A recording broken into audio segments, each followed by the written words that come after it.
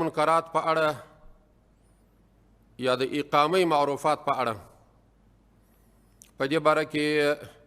اقامه د معروفاتو د ټول ملک په سطح او د 34 ولایاتو په سطح او د مرکز په سطح هغه څه چې هغه د افرادو په ګټه وي او هغه د جامعې په ګټه وي او هغه د عام بشریت په ګټه وي دې ته موږ معروف وایو د دې اقامه مو کړې ده او هغه څه چې د افرادو په ضرر وي د جامعې په ضرر وي د عام بشریت په ضرر وي دې ته موږ منکر وایو د دې ازاله مو کړې ده دا رقم د بډو او رشوتونو او اختلاس په دولتي دوایرو کې د دې مو په کلکه مخه نیولې ده او دا کوشش مو کړی دی چې د حق په بنا او د حقانیت په بنا یو مظلوم او مسلمان ته خپل حق وسپارل شي نه د شناختو د تعلق په بنا نه د بډو د رشوت په بنا او نه د اختلاس په بنا بلکې شفاف خدمت ټولې دوائرې د ولسو د ملت لپاره عرضه کی او ورته وړاندې کی دا رقم د شکایاتو په بخش کې موږ درې ریاستونه لرو چې عاقب صاحب تفصیل درته وکړي یو معینیت لرو تر لاندې درې ریاستونه دي تر هغه ریاستونو لاندې بیا مدیریتونه او امیریتونه دي په ټولو ولایاتو کې عمومي مدیریت دی په هر ولایت کې یو عمومي مدیریت په دې اړه موږ لرو چې موږ په مرکز او ولایاتو کې رسمي لمبرونه د شاکیانو د مراجعې لپاره خپاره کړي دي او ایمیل ادرس مو خپور کړي دي او نشر کړي مو دي چې هر څوک ضعیف او قوي نر او ښځه او مسکین او بډا هغه دا کولی شي چې زموږ د شکایاتو ادارو ته لاسرسی وکړي بدون استثناء د امارت ټولو منصوبو ادارو څخه که څوک شکایت لري د هرې منصوبي ادارې څخه چې امارت ته یې نسبت کیږي هغه که نظامي ادارې وي که ملکي ادارې وي هغه موږ ته مراجعه کولی شي او موږ یې غور کوو پر موضوع باندې دقیق غور کوو او دا چې موږ څه کړي دي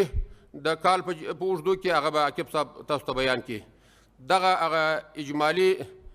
خدمات وه چې په تیر کال کې موږ ملت ولس ته وړاندې کړي دي تفصیل به عاقب صاحب تاسو ته وکړي او بیان به درته وکړي بسم الله الرحمن الرحیم الحمد لله والصلاة على رسول الله وعلى آله وأصحابه ومن والاه أما بعد فأعوذ بالله من الشيطان الرجيم بسم الله الرحمن الرحيم كنتم خير أمة أخرجت للناس تأمرون بالمعروف وتنهون عن المنكر وتؤمنون بالله واليوم الآخر الآية وأيضا قال رسول الله صلى الله عليه وآله وسلم عن ابن عباس رضي الله عنه قال قال رسول الله صلى الله عليه وآله وسلم من لم يأمر بالمعروف وينهى عن المنكر فليس منا أو كما قال عليه الصلاة والسلام إن الله وملائكته يصلون على النبي يا أيها الذين آمنوا صلوا عليه وسلموا تسليما اللهم صل على سيدنا ومولانا محمد وعلى آل سيدنا ومولانا محمد وبارك وسلم وصل عليه تر هر څه وړاندې زموږ د خوږ او قدرمن پیشوا رسول اکرم صلی الله علیه و آله وسلم تحفه وړاندې کوم چې السلام علیکم ورحمت الله وبرکاتو خوښ یم چې ملت سره په کلنۍ حسابدهي غونډه کې ناست یو او د تیر یو کال د کړنو حساب ملت ته ورکو دا د اسلامي امارت هغه لاسته راوړنه ده چې په تیر کې به خلک دغې حسابدهي ته راکش کول کېدل خو څوک به نه حاضرېده، خو د اسلامي امارت د ټولو وزارتونو وزیر صاحبان یا معین صاحبان یا د هغه وزارت رئیسان په خپله خوښه باندې د اسلامي امارت د مشري یا د مشرتابه له لوري همدې ته هدایت کړل شوي چې ملت ته باید چې د خپلو کړنو حساب ورکړي. نن ورځ د امر بالمعروف نهي عن المنکر وزارت د تیر یو کال د خپلو فعالیتونو راپور له ملت سره شریکوي چې دا د ملت حق هم ده چې باید د ملت مسؤلین او خادمان چې کوم په راز کې ګمارل شوي هغوی باید د خپلو کړنو او د خپلو فعالیتونو حساب ملت ته ورکړي. راځم هغه د یو کلن فعالیت لنډ راپور ته چې زموږ د وزارت اړونده او له تاسو سره یې غواړم چې شریک کړم. د انسان د پیدایښت فلسفه که وکتل شي نو دا څرګندیږي چې انسان دې ځمکې ته د خلافت لپاره رالیږل شوی ده، ځکه خو الله عز وجل فرمایي اعوذ بالله من الشیطان الرجیم وإذ قال ربك للملائکة انی جاعل فی الارض خلیفه، او دا صراحتا ویل شوي دي چې په ځمکه به واک د مسلمان وي او مسلمان به د الله جل جلاله د اوامرو متابعت کوي، لکه څنګه چې الله جل جلاله فرمایلی دي دوی هغه څوک دي چې کله الله جل جلاله دوی ته په دې ځمکه باندې واک ورکړي نو دوی لمونځونه قایموي، زکات ورکوي او په ښو کارونو امر او د بدیو مخنیوی کوي، لکه څنګه چې د آیات هغه مخکنی د معین صاحب در سره شریک همدغه آیات چې له دې ارشاد څخه په ډاګه معلومیږي چې په ځمکه د اسلامي نظام راوستل او بیا امر بالمعروف او نهي عن المنکر تر سره کول د مسلمان مسؤلیت دی. دا چې د نړۍ د پایښت لپاره د اسلامي نظام شتون اړین دی او لله الحمد رب العزت په خپل کرم سره دا اسلامي نظام د افغانستان په مسلمان ملت پیرزو کړ، نو د دې نظام رهبري ته لازمه ښکاره شوه چې د خپل اصلي مسؤلیت د ادا کولو لپاره د امر بالمعروف نهي عن المنکر او شکایتونو اوریدلو وزارت ایجاد کړي چې د امارت د قیام سره هم مهاله یاد وزارت هم خپل فعالیتونه پیل کړل. د امر بالمعروف وزارت خپل مسؤلیت ته په کتلو سره د یاد وزارت د سرپرست شیخ محمد خالد الحنفي په مشرۍ سره د نړۍ د هیوادونو له استازو سره لیدنې وکړې، هغوی ته د اسلامي امارت او امر بالمعروف وزارت د پالیسیو څرګندونې او هم یې له هغوی سره د اسلامي نظام د غوښتنو په اساس د نړیوالو اړیکو په سر بحثونه کړي دي چې څو بیلګې په لاندې ډول سره ذکر کوو.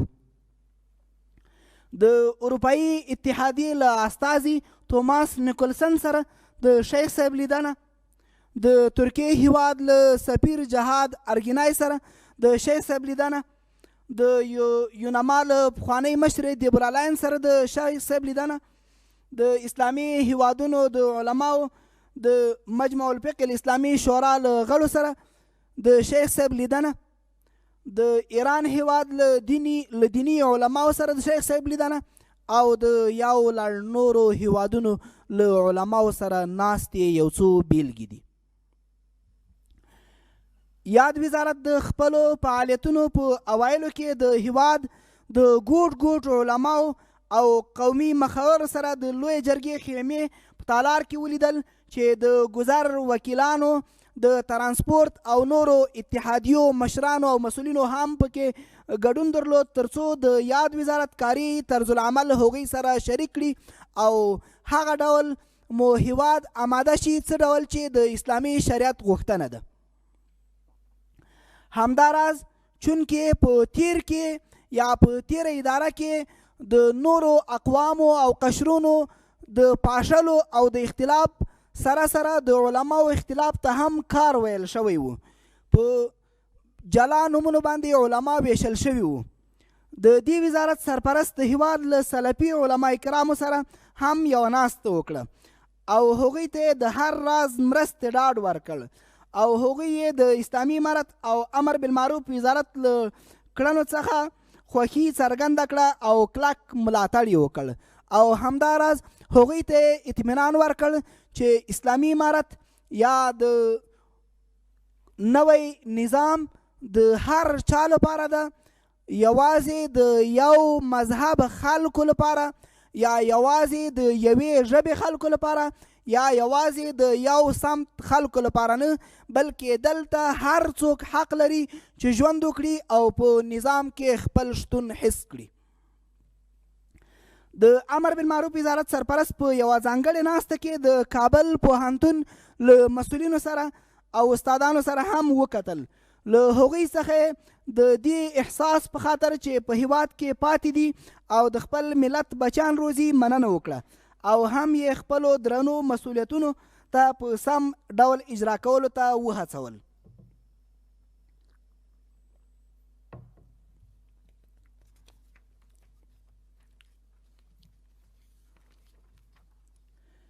د دې سربیره شیخ محمد خالد الحنفي د اولمپیک په مرکز کې د یادې برخې د ټولو فدراسیونونو له مسؤلینو،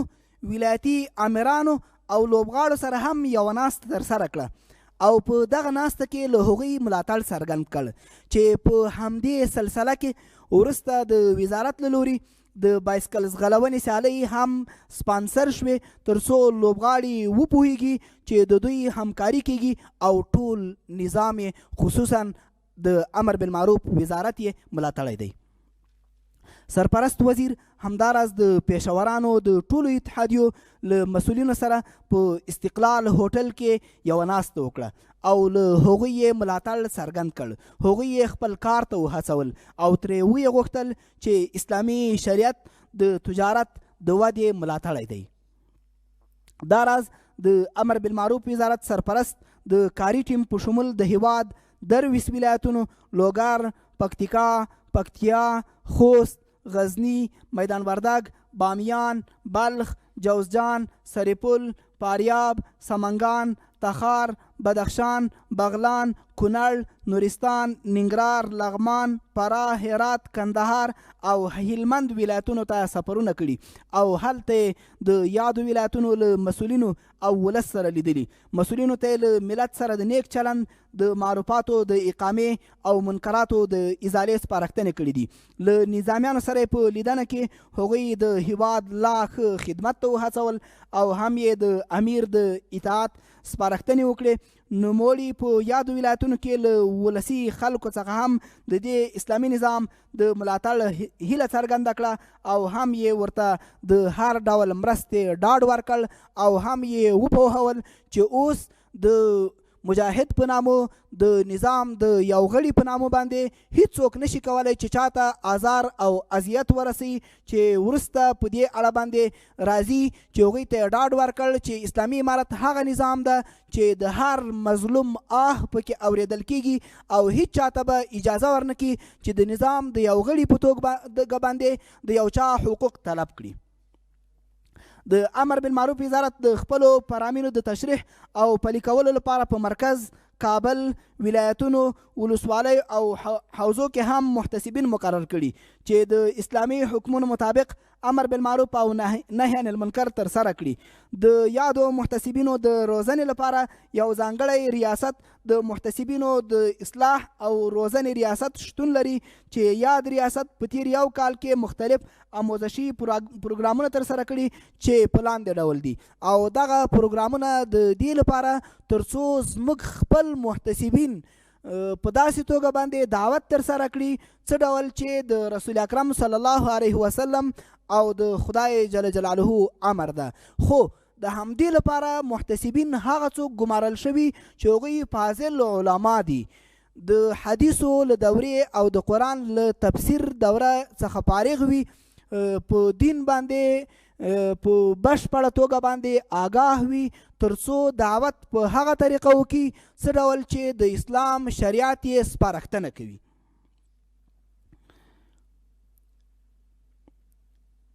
د هیواد د کابل ولایت د 14 ولسوالۍ او د ښار ټولو 22 حوزو اړوند محتسبینو ته د محترمو شیوخو له لوري علمي روزنیز سیمینارونه ورکول. د هیواد یو شمېر ولایتونو لکه ننګرهار، لغمان، کونړ، نورستان، لوګر، پروان، کاپیسا، پنجشیر، بامیان او دایکنډي ولایتونو ته د اصلاح او روزنې ریاست اړوند چې 15 شیوخ په دې کې شتون لري هغوی سفرونه کړي او د یادو ولایتونو اړوند محتسبینو ته علمي روزنیز سیمینارونه ورکړي او پاتې ولایتونو ته هم توجه لري او پروګرام شته چې هغو ولایتونو کې هم محتسبینو ته روزنیز سیمینارونه ورکول شي تر څو په جامعه کې اصلاح په هغه ډول وشي څه ډول چې د شریعت غوښتنه ده او د هیڅ چا حقوق ضایع نشي، یو څوک د منکر په نامه باندې ونه ځورول شي او یا یو څوک د معروف په قایمولو سره ونه ځورول شي. همداراز د ښځینه او د حجاب په اړه چې کوم فرمان صادر شوی او پکې په واضحه توګه ویل شوي چې تر دې وړاندې هم د افغانستان 99% ښځینه او حجاب مراعتولو، خو دا چې هیواد کې مو 20 کلن اشغال و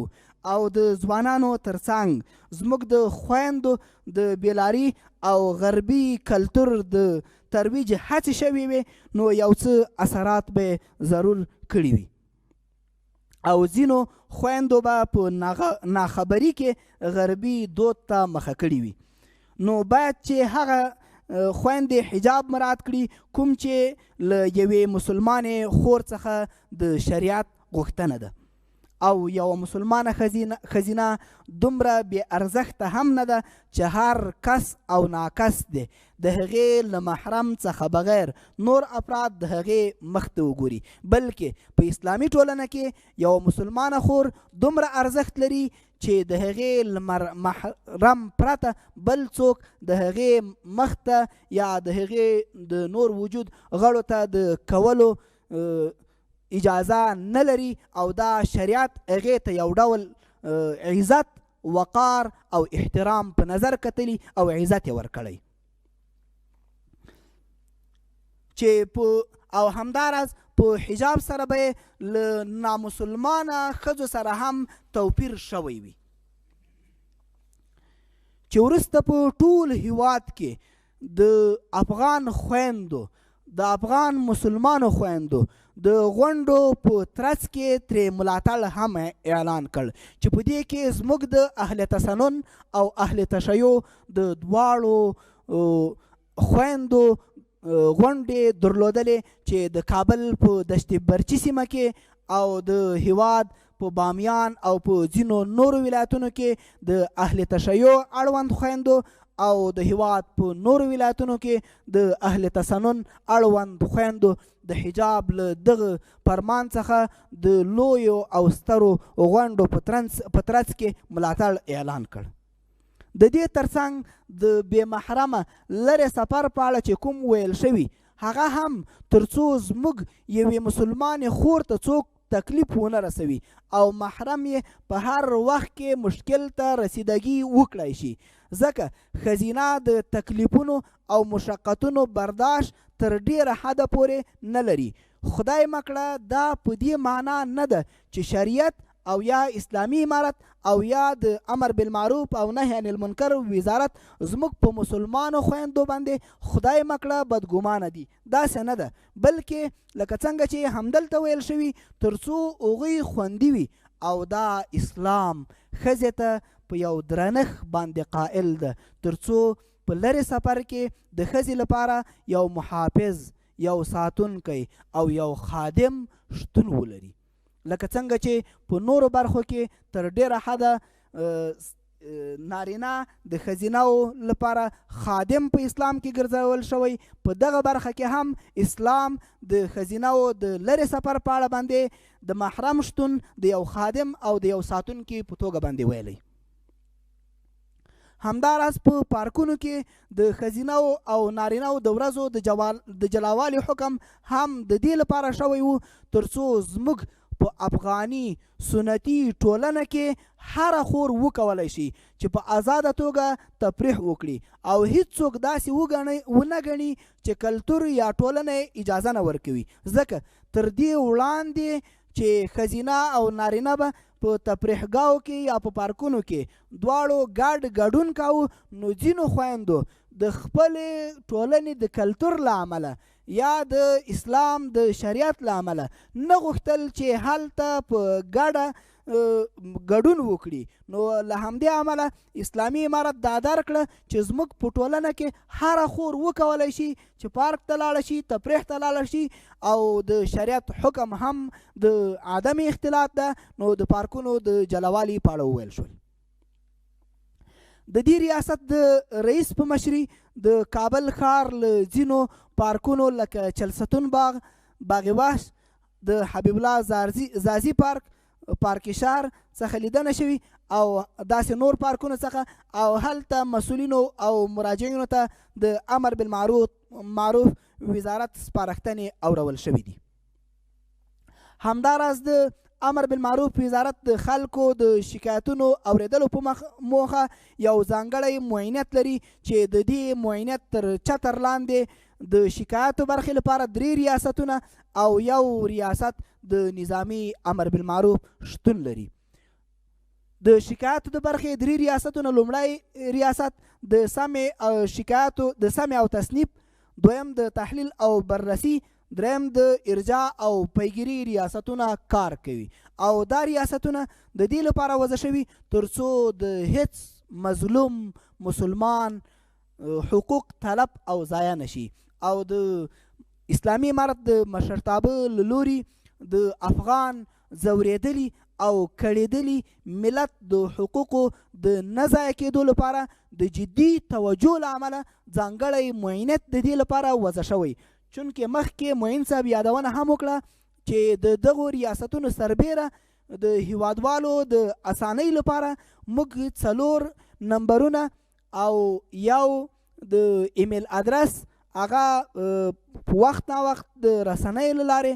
زموږ د سوشل میډیا د ادرسونو له لارې چې ټویټر او همداراز د فیسبوک او نورو سوشل میډیا برخو له لارې له هیوادوالو سره دغه نمبرونه او دغه ادرسونه هم شریک کړي دي تر څو د هیڅ هیوادوال حق ضایع نشي. خو دلته 3 ډوله شکایت دي. یو ډول شکایت د اسلامي امارت د نظام د غړي په بل غړي باندې، یو ډول د عام هیوادوال په بل عام هیوادوال باندې، یو ډول د عام هیوادوالو د اسلامي امارت په غړو باندې، هغه بیا له مشره تر کشره پورې. لومړی چې د نظام د یو غړي په بل غړي باندې شکایت ده، د هغه لپاره نظامی محکمه وضع شوې، زموږ وزارت دغه ډول شکایتونه نه اخلي. دویم د عامو هیوادوالو په عامو هیوادوالو باندې شکایت، د دې لپاره حقوق او محاکم وضع شوي دي چې د حقوقو له لارې چې محاکمو ته ځي هلته شکایت اوریدل کیږي. دا ډول شکایت هم زموږ د وزارت اړوند نه دي یا دغه سم شکایتو د معاینت اړوند نه دي. دغه ډول شکایت موږ نه اخلو. چې دلته ځینې شکایتونه هم پکې راغلي دي چې موږ ویلي چې هغه د اوریدلو یا نه وو او یا د نورو وزارتونو اړوندو یا د نظامي محکمې او یا د محاکمو اړوند چې هغه هغو ته حواله شوي دي. هو کې که چیرته د نظام په غړي باندې هغه له عادي مجاهد نه نیولې بیا تر وزیر پورې یو څوک شکایت ولري د یو عام هیوادوال حق خدای مکړه د هغوی له لوري طلب شوی وي او ضایع شوی وي، دغه هیوادوال کولی شي چې په ازادانه توګه باندې موږ ته راسي شکایت وکړي. په لومړۍ مرحله کې دوی کولی شي چې د موبایل له لارې هم خپل شکایت ثبت کړي، خو دا چې وروسته خپل شکایت پر مخ بوزي نو دوی وجود شتون ده چې هغه کس په خپله راسي او په خپله شکایت وکړي او دغه شکایت خپله پر مخ بوزي. که وزیر هم وي او که عادي مجاهد هم وي، اسلامي امارت دغه معاینت ته واک ورکړی چې د عام هیوادوال حق طلب نشي او هغوی ورته حقوق ترلاسه کړي.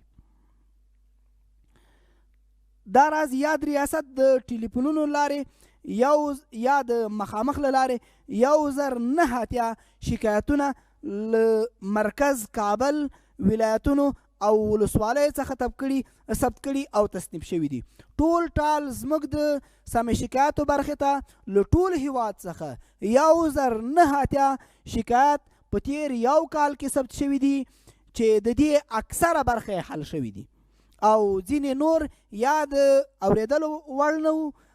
چې مطلب زموږ پورې اړوند نه وو د دې له وجې د اورېدلو. داسې نه چې موږ شکایت ته توجه نه کوو او یا داسې وو چې هغه تر بررسۍ لاندې دي. په تیر یو کال کې د درې واړو ریاستونو د شکایتونو اړوند په تیر یو کال کې 215 شکایتونه د رسمي او مکتوبي عریضو له لارې د شکایتونو اورېدلو ریاست ته شوي دي. 1009 د ټلیفون او د موبایل له لارې 215 د رسمي او مکتوبي عریضو له لارې چې ما مخکې ویلې چې دغه 215 کې هغه 1009 چې وروسته بررسي کیږي هغه هم پکې یو څه شامل دي او ځینې چې یا په همغه وخت کې ورته بررسي شوي په همغه پیښه کې په همغه وخت کې خلاص شوي دي چې له جملې 114 شکایتونه په بشپړ ډول حل شوي. دا له دغو 215 څخه 519 شکایتونه د تحلیل او پلټنې ریاست ته لیږل شوي دي چې ځینې هلته حل شوي دي. اکثره په دې دویمه برخه کې چونکې د افغانستان اسلامي امارت د هیوادوالو زوریدلو او کړېدلو ته په تیر کې کتلي دي نو د مشرتابه له لوري لارښوونه همداسې ده چې په لومړي ریاست کې که وکولی شي چې حل شي نو همغلته دې دغه مسله حل شي دویم ریاست ته دې نه حواله کیږي. خو که چېرته یو شکایت مشکل وي او غټ شکایت وي هغه بیا دویم ریاست ته ځي بیا هلته کوشش کیږي چې هلته حل شي. که چېرته هلته هم له حل نه ووتله بیا دریم ریاست ته ځي هلته حتمي ده د حل. که هلته هم نه حل کیږي نو بیا له مشرتابه سره شریکیږي او له هغه له لارې حل کیږي. خو تر پایه پورې به داسې نه پاتې کیږي چې هغه شکایت د یو مسلمان حل نشي. 114 شکایتونه په بشپړ ډول په لومړي ریاست کې حل شوي. 519 شکایتونه د تحلیل او بررسي یا پلټنې ریاست ته لیږل شوي دي چې ځینې هلته حل شوي او ځینې جریان لري. همداراز پاتې 9 شکایتونه د اورېدلو وړ نه وو. هغه ما مخکې ویله چې ولې د اورېدلو وړ نه وو چې یادو شکایت کوونکو ته لارښوونې شوي او هم قناعت ورکړل شوی ده او مربوطه ارګانونو ته استول شوي دي یا نظامي محکمې ته استول شوي او یا محاکمو ته استول شوي دي. د ارجاع او پیګیري ریاست فعالیتونه چې دا د شکایاتو د برخې وروستی مرجع او آخري مرجع ده. یاد ریاست ته د دې کال په اوږدو کې ټول 260 شکایتونه لیږل شوي دي چې له جملې 4 شکایتونه په بشپړ ډول حل شوي او پاتې 150 شکایتونه اړونده ادارو ته استول شوي چې یعنې هغه شکایت که د دفاع وزارت څخه وو که د استخباراتو عمومي ریاست څخه وو که د کورنۍ چارو وزارت څخه وو او یا که له کوم بل وزارت څخه وو هغه وزارت ته استول شوي تر څو هغوی یې حل کړي.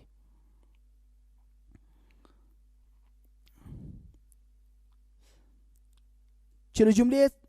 150 شکایتونه اړوند ادارو ته استول شوي او 32 شکایتونه د اړوند ادارو له لوري مسترد شوي او هغه ځکه مسترد شوي چې ثبوت به نه درلوده او واقعیت به نه درلوده بې ځایه شکایت به ځکه مسترد شوي له پلټنې وروسته او پاتې 119 تر تعقیب او نظارت لاندې دي او 25 نور شکایتونه چې ځینې د ولایتونو اړوند وو د یا د ریاست له لوري خپلو مرجعګانو ته لیږل شوي دي.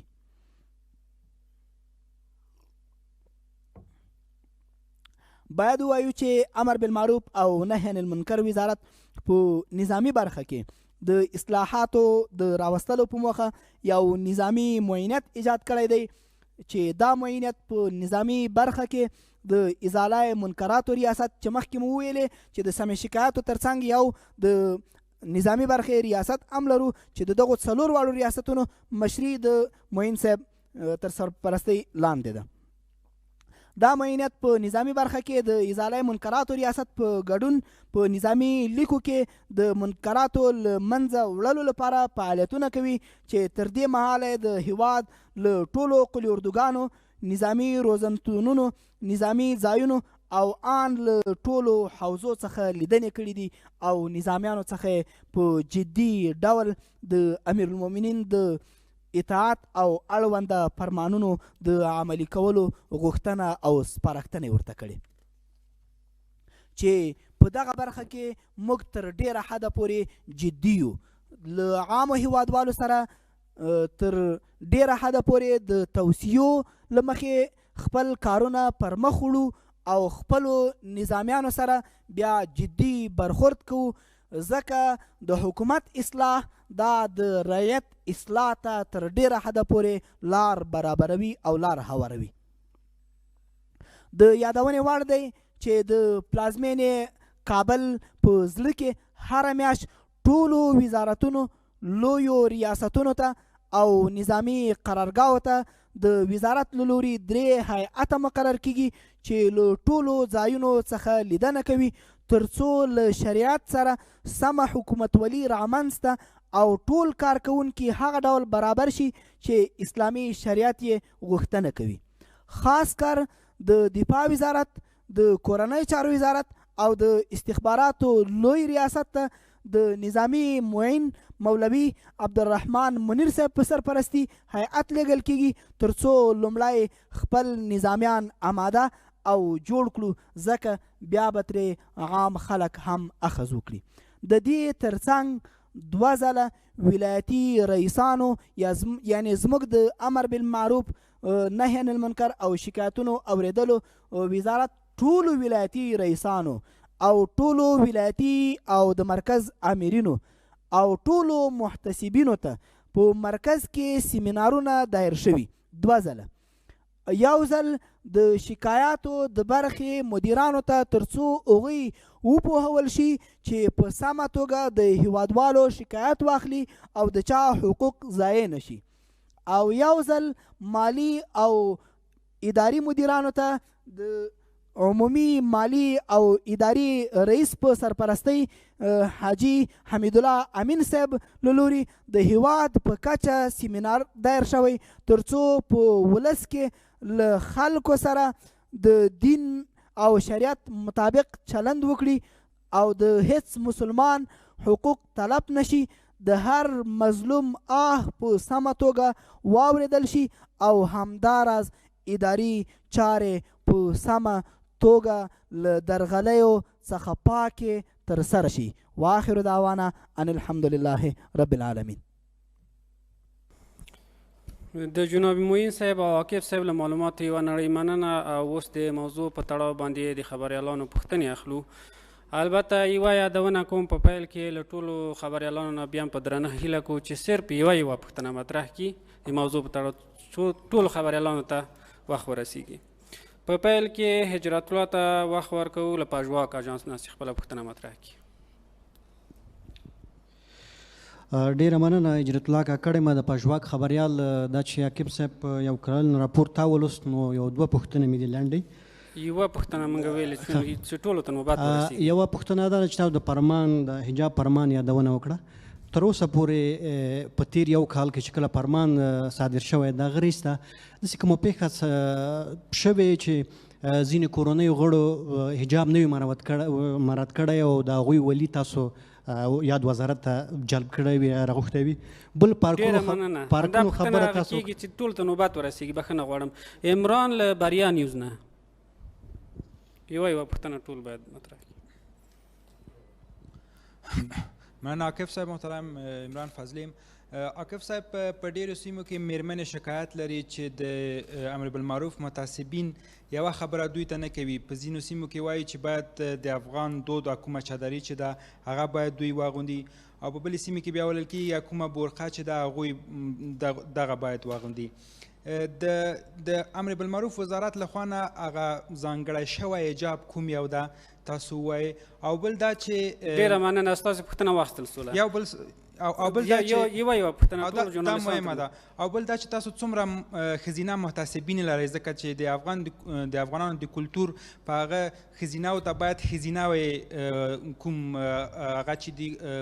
کوم ځانګړی شوی حجاب چې ده یا کوم اسلامي اصول چې دي هغه ورته بیان کړي تاسو څومره ښځینه محتسبین لرئ ډېره مننه ستاسو پوښتنه واخیستل شوه عمران دانش له طلوع نیوز نه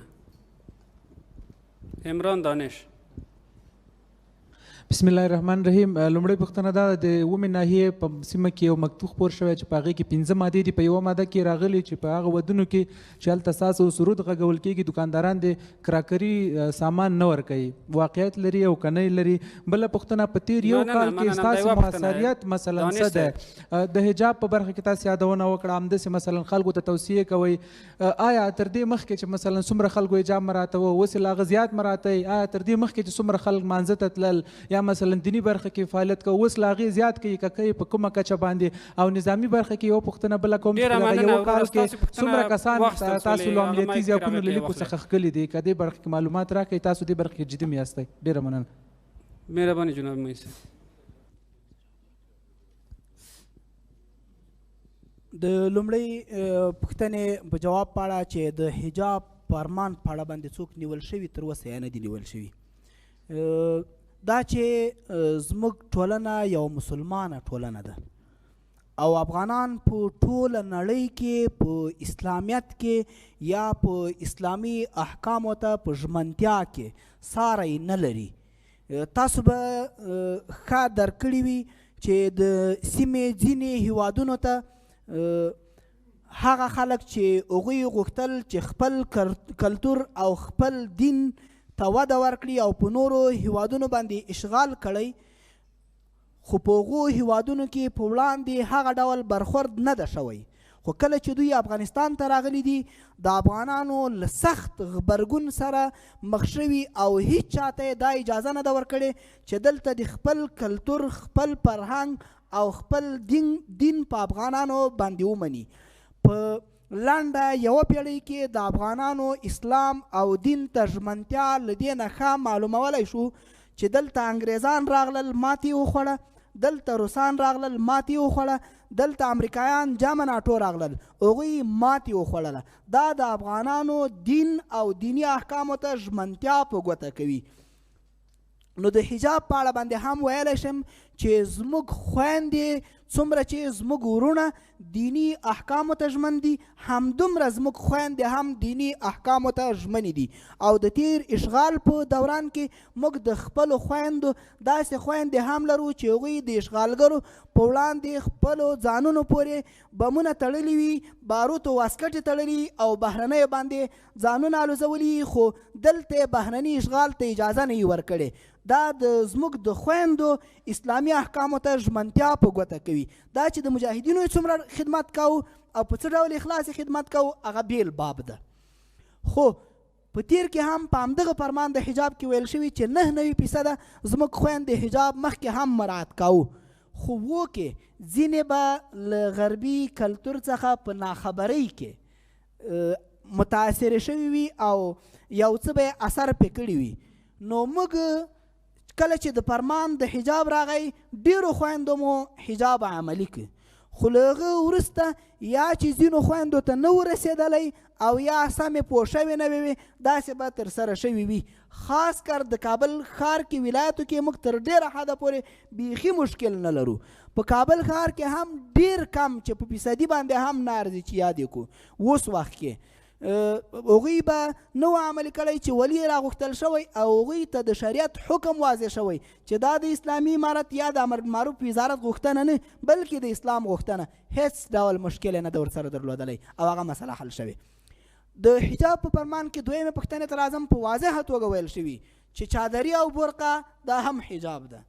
دغه تور رنګه یا رنګ نه د مهم کبل رنګ هم وي دغه چې تر ډیره حده پورې پخوا په عربي نړۍ کې استعمالېده خو اوس تقریبا په ټوله اسلامي نړۍ کې له هغې څخه زموږ مسلمانې خویندې استفاده کوي دا هم حجاب ده او د دې ترڅنګ ویل شوي چې زموږ په کلیوالو او اطرافي سیمو کې غټ پړونی چې ځینې خویندې د حجاب لپاره ترې استفاده کوي دا هم حجاب ده او که چیرته یوه خور له دې درې واړو نه ما سوا هغه ډول حجاب چې شریعت ورته حجاب ویلی ځان ته انتخابوي هغه هم حجاب ده. یو څوک به پوښتنه کوي شریعت کوم ډول حجاب ته حجاب ویلی دا واضح ده یو مسلمانه خور چې پکې مستوره او محجوبه وي تنګ نه وي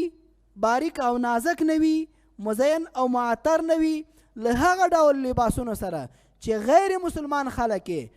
استفاده ترې کوي هغو سره مشابه نه وي همدغه شریعت ورته حجاب ویلی موږ هیڅ مشکل نه ورسره لرو شرط نه ده چې دغه درې ډوله حجاب دی وي. دریم پوښتنې ته راځم چې د ښځینه او د محتسبینو په اړه باندې ده زموږ وزارت په دې هڅه کې ده چې په دې برخه کې موږ یو ریاست ولرو تر څو لکه څنګه چې د نارینهو اصلاح رامنځته شي همداراز د ښځینهو برخه کې موږ سره زموږ مسلمانې خویندې برخه واخلي او هغوی د ښځینهو اصلاح ترسره کړي او دا چې په حجاب کې ویل شوي دي چې ولي به یې راغوښتل کېږي هغه هم د همدې لپاره چې موږ اوس ښځینه محتسبین نه لرو او په یو افغانه ټولنه کې په داسې یو سنتي ټولنه کې د یو چا خور په لاره کې ودرول او یا د یو چا د فامیل ښځینه غړې په لاره کې ودرول هغې ته توصیه کول دا په افغان ټولنه کې دود نه ده نو د همدې له امله ولي راغوښتل کېږي. دریم چې په اوومه ناحیه کې د ساز او د سرود د آلاتو په اړه باندې هلته د کراکري سامان نه دي ویل شوي همدغه د ساز او سرود آلات ویل شوي چې د کراکري سامانونو والا دی د ساز او سرود آلات نه ورکوي داسې ویل شوي دي په هغه مکتوب کې. او د حجاب د توصیې فعالیتونه په اړه باندې ورور پوښتنه وکړه چې حجاب توصیه شوې له هغې نه وروسته څومره خلکو حجاب عملي کړی او یا نورې شوي دي څومره خلکو عمل کړی موږ مطمئن یو مخکې مو ویلی چې زموږ ټولنه اسلامي ټولنه ده یوازې د ویلو ضرورت لرو موږ د زور زیاتي ضرورت نه لرو ځکه زموږ ټولنه هغه ډول مسلمانه ټولنه چې په نور نړۍ کې موږ ساری نه لرو الحمدلله ټولنه مو ډېره سمه شوې ده او تر ډېره حده پورې کار شوی ده. د امنیتي لیکو په اړه باندې به معین صاحب درته وضاحت درکړي.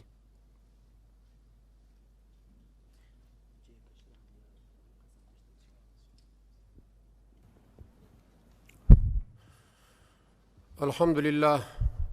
په امنیتي لیکو کې موږ نهایي کوشش کړی دی موږ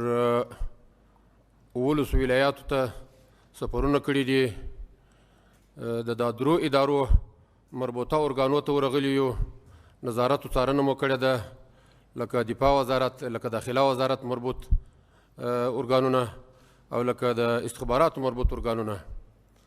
په دغه ارګانو کې مو د کشرانو د استخدام ممانعت کړی دی او په جدي مو غوښتنه ځینې کړې ده که مو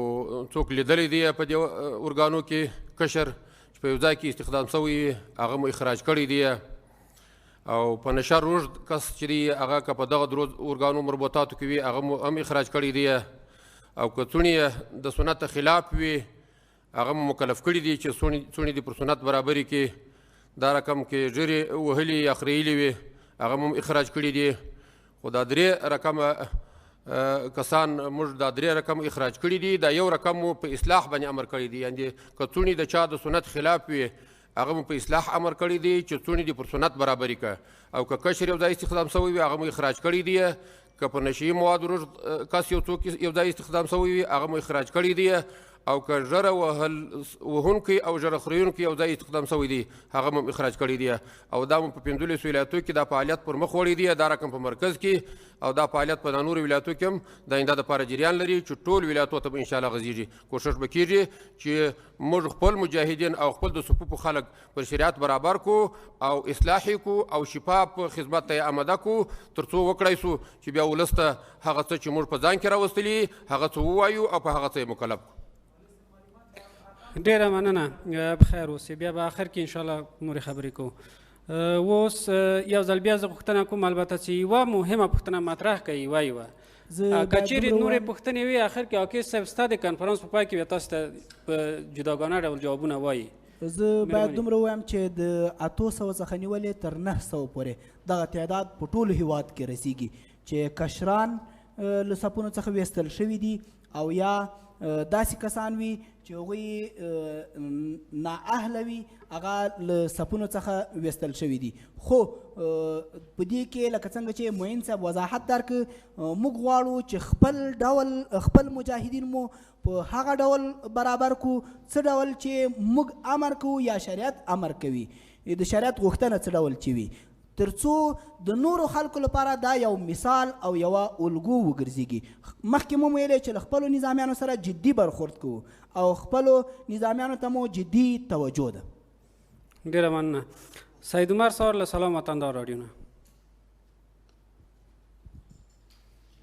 مننه. جناب عاکف صاحب د شکایتونو په اړه مو ویلې خو څرنګوالی معلوم نه شو شکایتونو په کومه برخه کې وو او څه ډول شکایتونه وو او په دغه شکایتونو کې چا درته د ښوونځیو د پرانیستو خبره هم کړې چې لورګانې مې غواړي چې مکتب ته لاړې شي خو مکتب یې بند دی. یو بله خبره هم کومه د نشهیي توکو سره تاسې د مبارزې معینیت لرئ یا هم ریاست لرئ، په کورنۍ چارو وزارت کې هم دغه برخه شته، موازي هغه نه دی ریاستونه نه دي؟ مننه. سوال مو واخیستل څه. یاسمین له شمشاد تلویزیون نه. په پیل کې سلام تاسو ته او ټولو راغلو کسانو ته. پوښتنه مې د ښځو چارو د وزارت په اړه باندې ده. مخکې له دې چې اسلامي امارت واک ته ورسېږي یو وزارت شتون درلود چې د ښځو چارو د وزارت په نامه و او هلته به تر ډېره ښځو خپلې ستونزې اورولې. بیا هم د داسې یو کوم پلان لرئ یا د حکومت سره مو په داسې کومه طرحه باندې کار کړی یا پلان لرئ چې داسې یو وزارت یا یوه اداره دې بیرته ښځو ته جوړه شي؟ او بله دا چې تاسو د شکایتونو یادونه وکړه په دغه کې د ښځو شکایتونه څومره وو؟ عبدالله له فرانس پریس نه.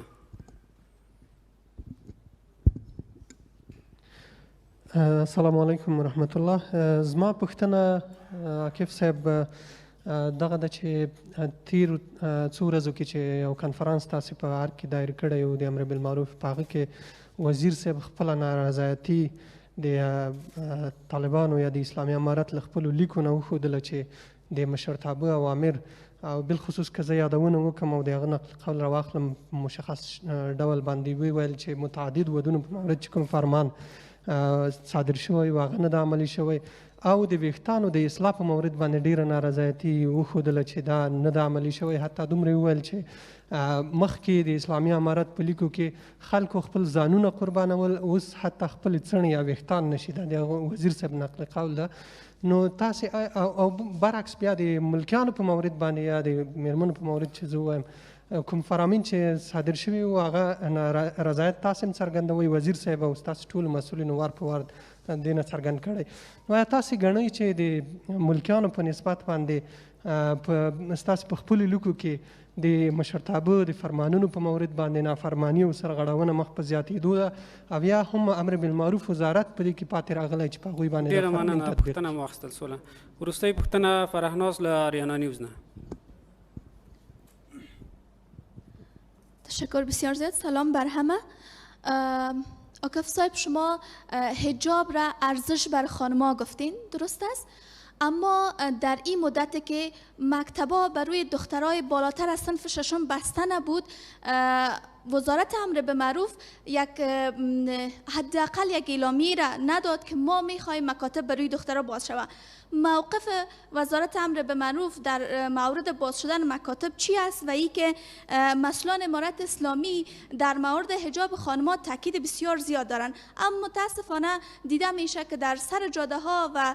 نیروهای امارت اسلامی با همون سر و صورت سابقشان است، موها بلند و ریششان همو قدر، اما به جدیتی که با خانم‌ها روبرو میشین و برخورد میکنین با اونا برخورد صورت نمیگیره. تشکر. ممنون. لومړی باید چې ووایم چې شکایتونه څه ډول. لومړی پوښتنه همدا وه، دا چې اسلامي امارت نوی واک ته ورسېده او واک په داسې یو ډول ترلاسه شو چې د واک خلا رامنځته شوه. تیر چارواکي له هېواد ووتل او یو دم هر څه رالغاړه شول اسلامي امارت ته. په دې کې ځینې موټر داسې و چې بې اسناد و، په هغو شک داسې کېده او له داسې خلکو سره به و چې هغه په تیر کې چارواکي و او یا د چارواکو اړوند کسان و. داسې شک به کېده چې دا دولتي موټر وي، هغه ترې اخیستل شوی، خو وروسته له پلټنې او بررسي څخه بیرته ورته سپارل شوی، او یا یو کور دا په اټکل کې ده چې دا دولتي کور وي، ځکه هلته به ډېر وخت یا تر پایه پورې یو څوک پکې اوسېدلی و دولتي کس، او یا لوړپوړي چارواکي او یا بهرنیان پکې اوسېدلي وو، نو داسې اټکل به کېده چې دا د دولتي کور وي، او یا یو چاته په یوه سیمه کې آزار او اذیت رسېدلی وي. دا درې واړه ډوله شکایتونه پکې وو. نو د دې پلټنه سوې چې شخصي موټر و ورته سپارل شوی، چې شخصي کور و ورته سپارل شوی، چې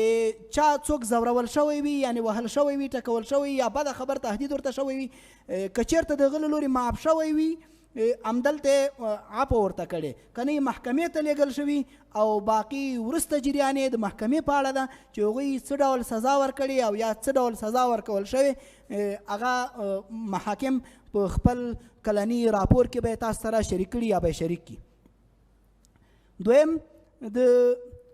ښوونځی په اړه باندې موږ سره شکایت در شوی که نه، ښوونځي زموږ مربوط نه دي. معارف وزارت تاسو ته څو ورځې مخکې دلته په کلنۍ حسابدهي کې درته ویلي وي چې کله به خلاصېږي او څه ډول به خلاصېږي او څنګه بند شوي. زه یې په اړه باندې ځکه څه نه وایم چې زموږ اړوند نه دي. دریم د مخدره توکو په وړاندې د مبارزې چې تاسو ویلي چې په دې اړه باندې د کورنیو چارو وزارت هم یو ارګان لري او له هغه سره په ټکر کې نه راځي. نه، دغه معتادین راټولیږي د صحت عامې وزارت له لورې، هغوی د هغوی باندې د تداوي چارې په غاړه لري. د مخدره توکو په وړاندې د مبارزې کوم چې د کورنیو چارو وزارت کوم ارګان ده، هغوی هم د مخنیوي ارګان په غاړه لري چارې. موږ هلته چې کله دوی راوستل شي د هغوی د اصلاح او د هغوی د تربیې چارې په غاړه لرو، او همداراز له کورنیو چارو وزارت سره په هماهنګۍ باندې د دې د پیر او د دې د پلور مخه نیسو او د دې د تجارت مخه نیسو. له کورنیو چارو سره وزارت سره په هماهنګۍ په خپل سریزه توګه نه چې هغوی په خپل سر کوي موږ یې په خپل سر کوو. نو په دغه برخه کې د پیر او د پلور په هماهنګۍ باندې موږ هغوی سره مخه نیسو. دریم، د ښځو چارو وزارت مخکې شتون درلوده. تر اوسه پورې د اسلامي امارت له لورې د ښځو چارو وزارت نه ده لغوه شوی، او دا چې وړاندې په دې اړه باندې څه پروګرام نیول کېږي دا د امر بالمعروف وزارت دنده نه ده، بلکې دا د مشرتابه دنده ده، او په دې اړه باندې به په کابینې کې پریکړه کېږي. خو زه یوه یادونه کولی شم چې که چېرته جوړېږي داسې نامنهاده وزارت به نه لکه په تېر کې چې وو، او داسې وزارت به نه چې د خلکو په کورونو کې د خلکو په فامیلونو کې د تفریقې لپاره کار کوو، په سمه توګه باندې د ښځو حقوقو ته رسیدګي نه کوله. داسې به نه او داسې به نه چې یوازې په بهر کې د ښځو په نامو د ښځو د حقوقو په نامو له نهادونو څخه د پیسو راټولولو مرجع به نه وي، او داسې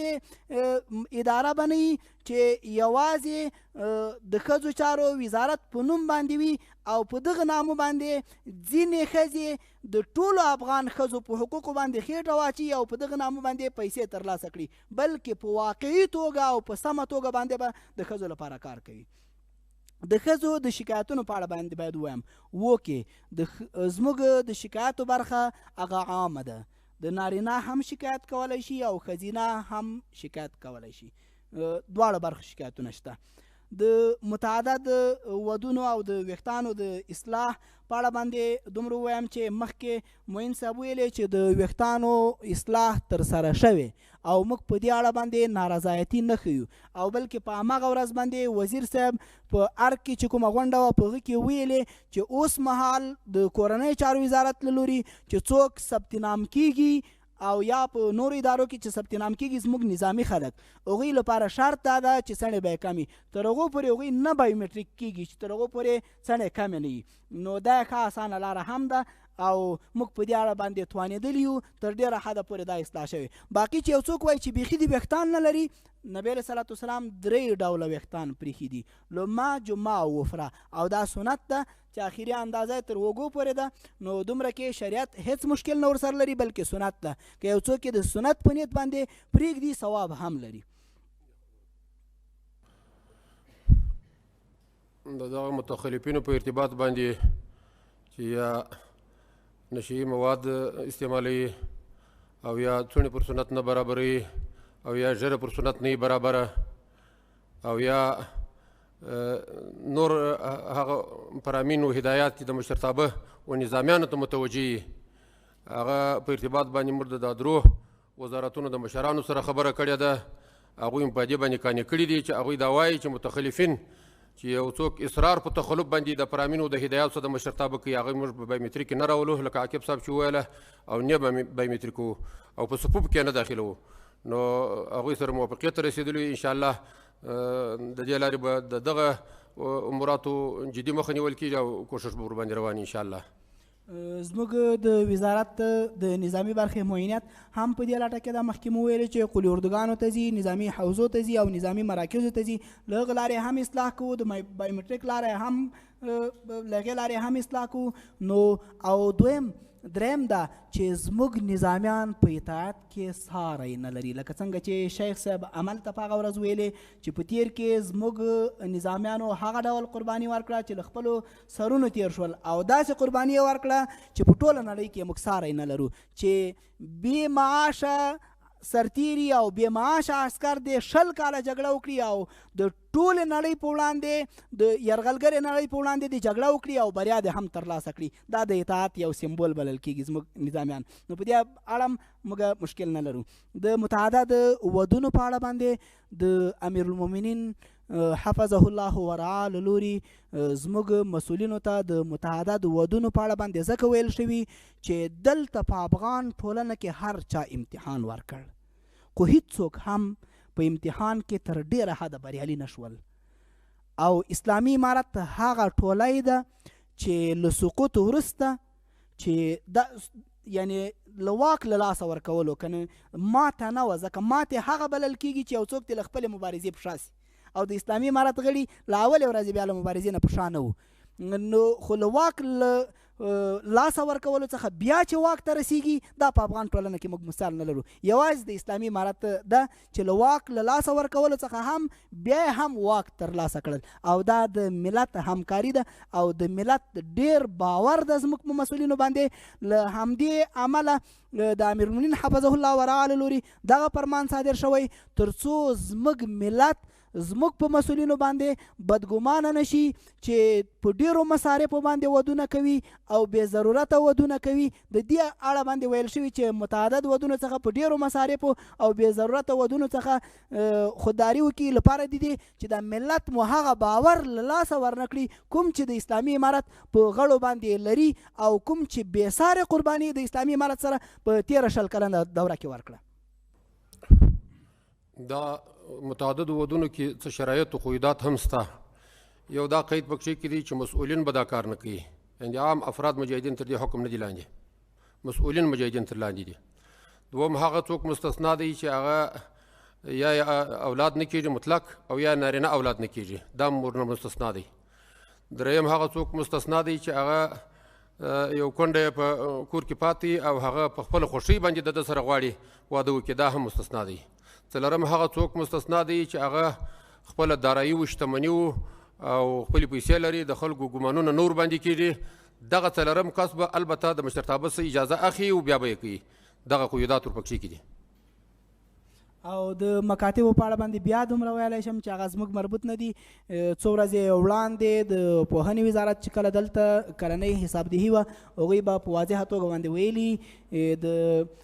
اسلامي امارت په نمایندګي هم څه نشو ویلی او ځکه موږ د یو وزارت په نمایندګۍ خبره کوو او زموږ د وزارت اړوند هم نه دي